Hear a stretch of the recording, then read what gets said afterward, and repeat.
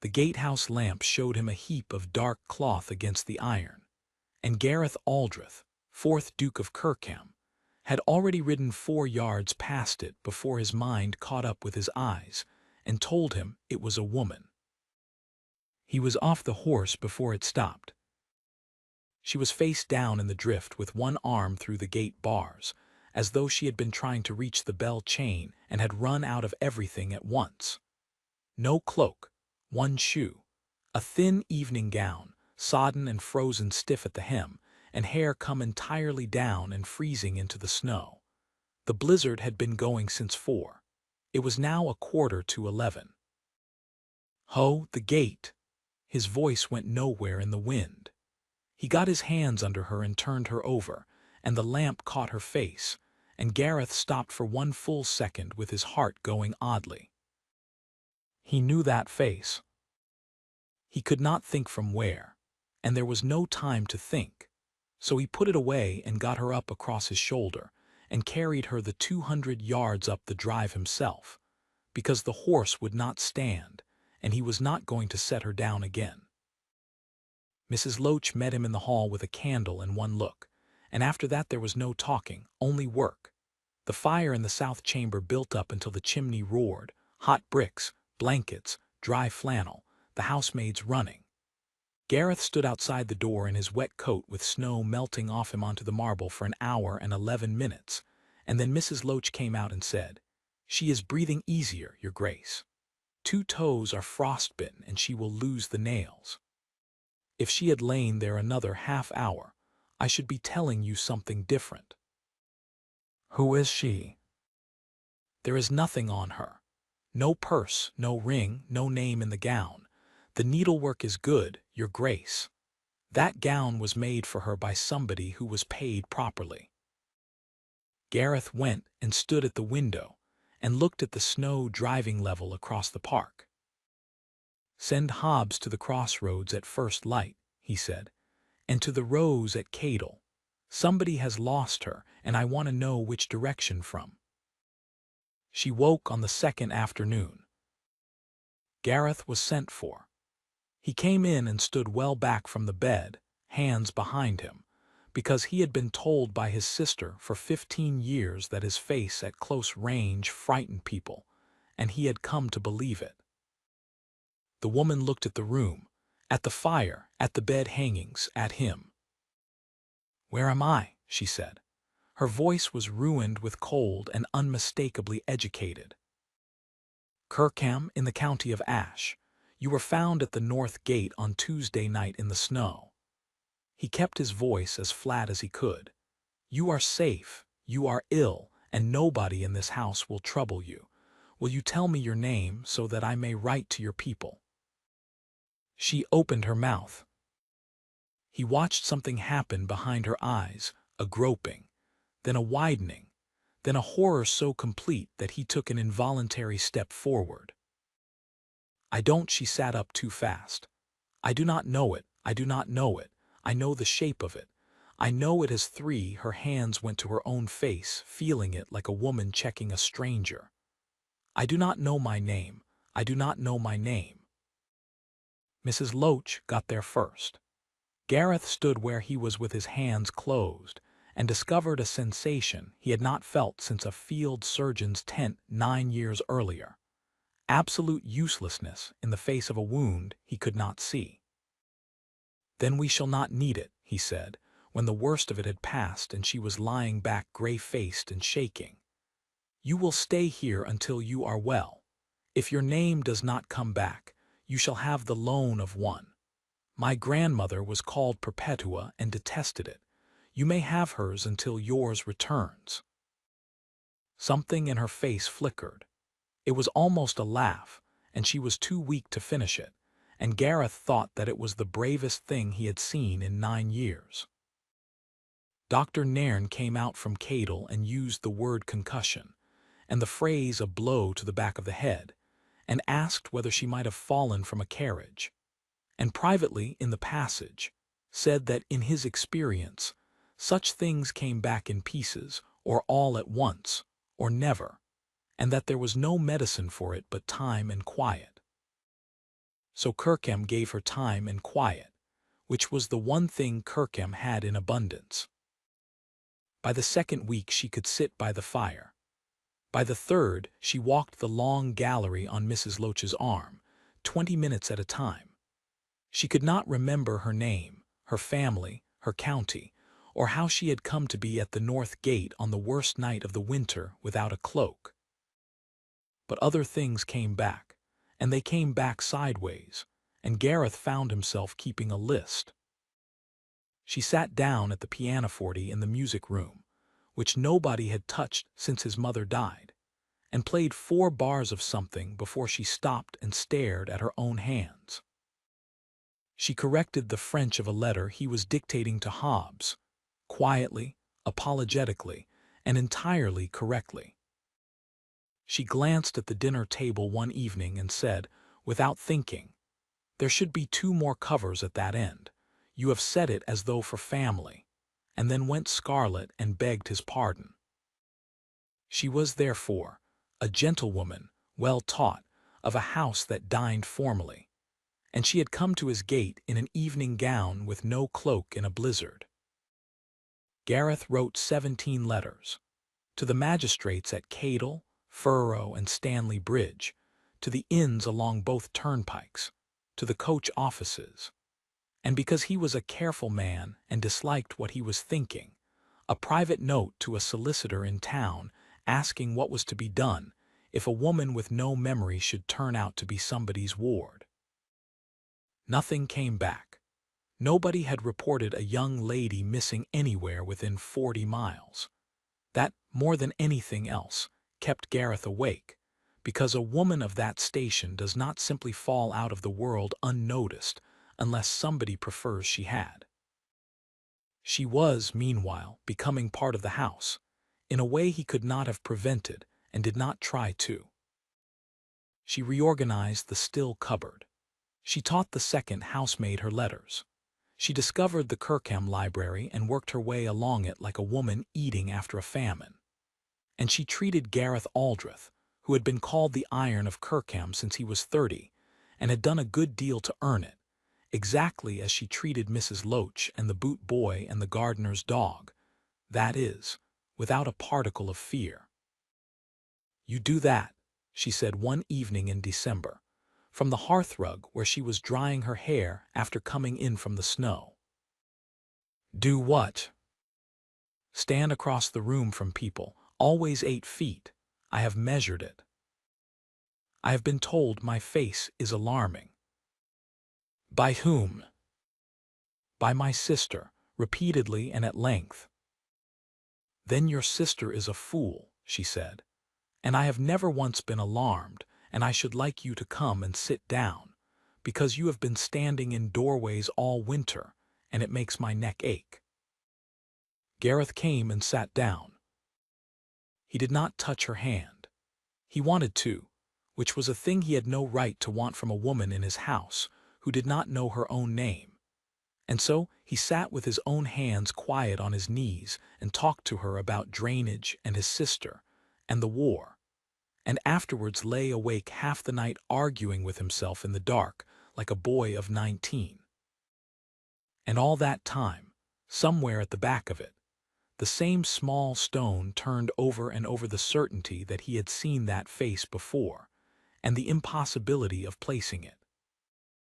It came to him on the 6th of January, in church, when the light through the south window fell on her bent head in a borrowed black bonnet. 6 years ago, his mother's funeral, this churchyard. A girl of 17 in a borrowed black bonnet had stopped him on the path, him, the new Duke, at his worst hour, walled in by 40 people in crape who wanted something from him, and had said only, "Your Grace, your mother paid for my father's spectacles 3 years ago and never let him thank her, and he can read again. I thought somebody ought to tell you today." And then she had gone, and he had never learned her name, and had thought of that one sentence perhaps 300 times in 6 years. Gareth sat in the Kirkham pew with the psalm going on around him, and did not hear a word of it. He waited until they were walking back through the churchyard, because he did not know what he was about to do to her. 6 years ago, Gareth said, in this churchyard, at my mother's funeral, a girl in a black bonnet told me that my mother had paid for her father's spectacles. She stopped on the path. He watched her go white to the lips, and then he watched her whole face change, not the groping of the last 2 months, but something falling into place with an almost audible sound, the way a bone goes back into its socket. Spectacles, she said. Wire. He bent one arm sitting on them in the trap and mended it with thread. Her hand closed hard on Gareth's sleeve. His name was Caro. Dr. Josiah Caro of Wilder Carr, and he is dead. He died in the spring, and my name is Elspeth. Elspeth, Gareth said. Elspeth Caro.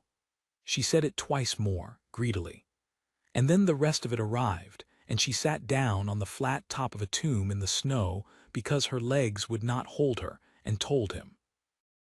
Her father dead in April. Her mother long dead.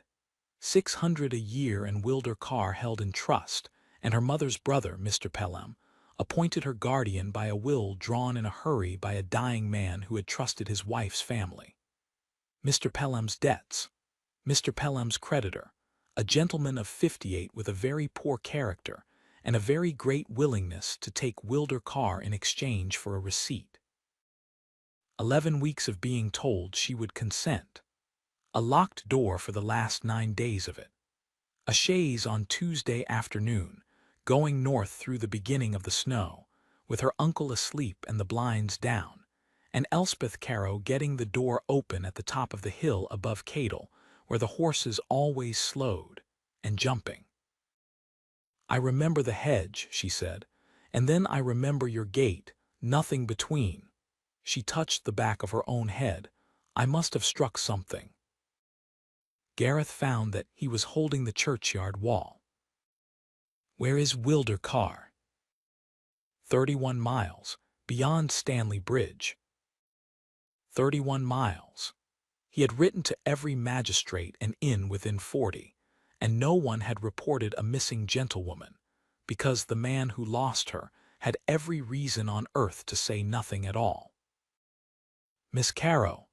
His voice came out very quiet, which he knew from long experience was the frightening one, and he could not help it. Will you permit me to act for you? Your Grace. I am asking as a magistrate of this county, Gareth said, and I am asking as a man who carried you up his own drive, and I will not pretend the second has nothing to do with it. She looked at him for a long moment, sitting on a tomb in the snow with her hands in her lap. Yes, she said. What followed was not a duel and not a chase. It was paper, which is slower and far more final. Gareth's solicitor came from town on the Tuesday and sat in the Kirkham library for 3 days with the copy of Dr. Caro's will fetched from the Stanley Bridge registry. And on the Friday, he laid his findings on the table with the dry satisfaction of a man who has found the join in a lie. Mr. Pelham had been made guardian of the person until Elspeth's 21st year, which had ended in October. He had continued to act and to draw on the trust for 4 months after his authority had lapsed. Every draft he had signed since Michaelmas was an account that would have to be answered to the Court of Chancery, in daylight, with figures. He will not come, said the solicitor. He came on the Monday. Gareth received him in the great hall and did not offer him a chair, and Mr. Pelham stood on the marble with his hat in his hands and made 3 attempts. That his niece was of a nervous constitution, that there had been a misunderstanding on the road, that a young woman's residence for 9 weeks in a bachelor duke's house was a matter which, once known, would leave her no choice but the marriage her family had arranged. I have anticipated you, Gareth said. Dr. Nairn of Cadle has deposed to her injuries, her fever, and her loss of memory, before 2 magistrates. My housekeeper has deposed that she has slept these 9 weeks in the south chamber with a maid in the closet, and the key on the inside. The rector has deposed that she has sat in my pew at morning service every Sunday since the last week of November in the sight of 140 people. There is nothing whatever to be known, Mr. Pelham, that is not already written down and sworn to. He let that stand a moment. What is not yet public is the account of your dealings with the Wilder Car Trust since October. My solicitor is entirely at your disposal, or entirely at Chancery's. You may choose which before you leave this hall. Mr. Pelham chose. He resigned every claim in writing at the library table within the hour, in front of witnesses, and was shown out. And Gareth stood at the window and watched the chaise go down the drive, and found that his hands were shaking, which they had not done since the war. Elspeth was on the stairs. She had heard the whole of it from the gallery, being an honest woman who had made no pretense of not listening. "It is finished," Gareth said. "Wilder Car is yours. 600 a year is yours. There is a respectable widow at Cadle who will keep house for you, and my carriage will take you there on Thursday, and you need never see this county or this house or me again." She came down 3 more steps. "Why Thursday?" "Because I will not have anyone say you were kept." "And if I do not wish to go on Thursday?" Gareth Aldrich, who had faced cavalry, discovered he could not look at her. "Miss Caro, for 9 weeks you have been under my roof without a name, without money, and without a friend within 31 miles. Everything I have wanted to say to you in that time would have been an offense, and I have therefore stood 8 feet away and talked to you about drainage." He heard his own voice go rough. "You have a name and a fortune and an open road as of 1 hour ago. I will say it now or never say it. I have thought of one sentence spoken to me by a girl in a borrowed bonnet for 6 years, and I did not know her name, and I never forgot her face, and when I turned you over in the snow at my own gate I knew it before I knew anything else. If you go on Thursday I shall not follow you and I shall not write, but if you stay—" "Gareth," said Elspeth Caro. He looked up. She had come down the last of the stairs, and she crossed the 8 feet herself, and took hold of both his hands. "I have been well since the middle of December," she said. "I stayed in your house because you stood in doorways and asked nothing, and because you had the pianoforte tuned in secret and pretended the tuner came every year, and because you carried a stranger 200 yards in a blizzard, and then apologized to her for your face." Her eyes were streaming and she was laughing. "I do not want the widow at Cadle. I do not want Thursday. I want to be told, plainly, by a man who has been at 8 feet since November." He closed the distance. He kissed her hand, and then her forehead, and then he said it plainly, and the Kirkham Hall had never in 200 years heard the iron of Kirkham say anything of the kind, and Mrs. Loach, who was shamelessly behind the screen door, reported it to the kitchen inside 4 minutes.